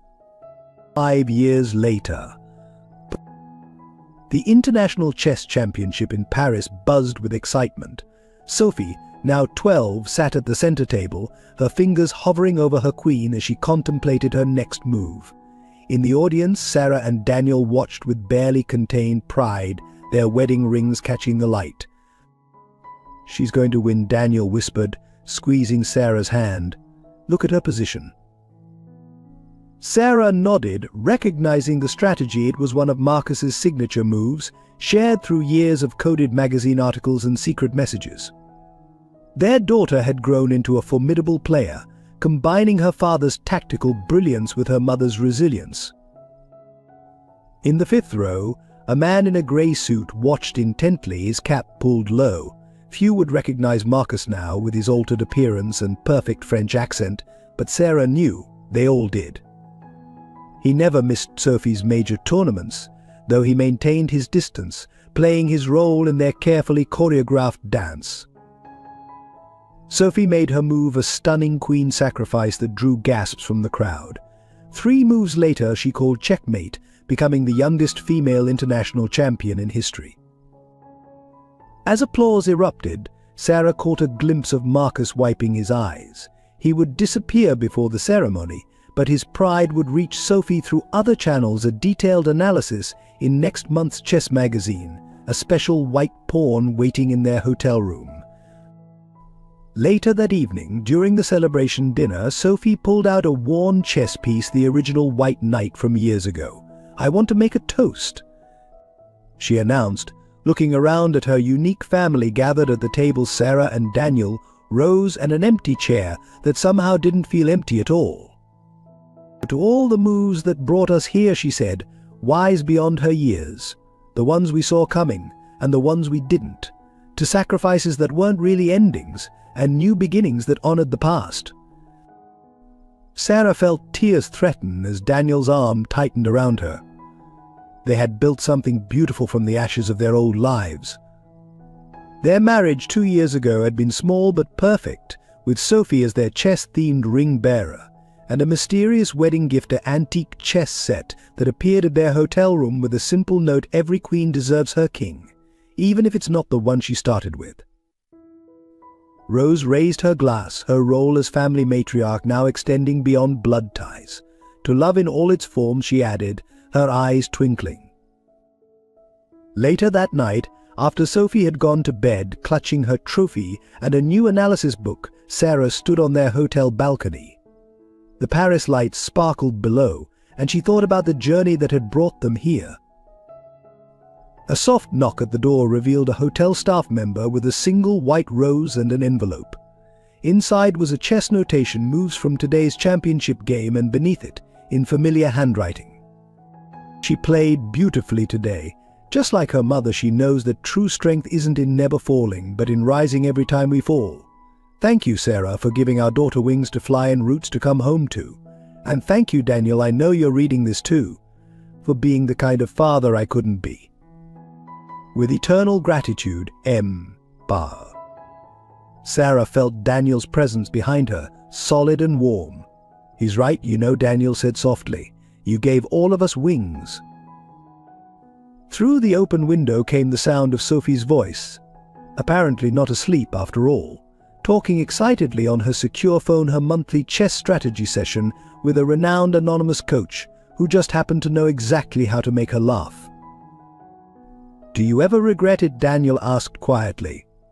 "How things turned out?" Sarah turned in his arms, considering the question.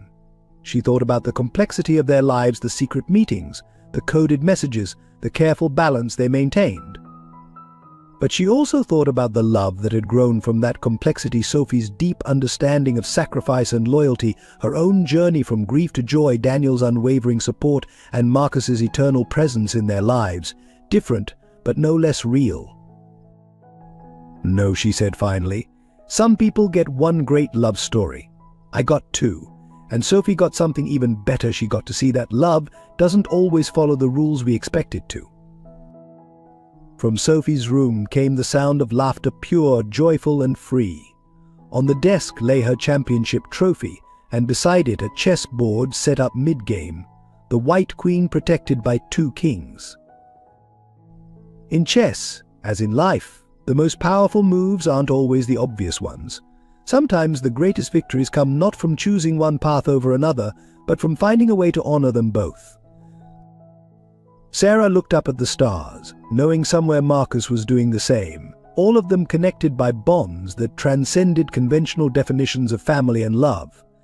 They had rewritten the rules of their own game, and in doing so had all emerged winners.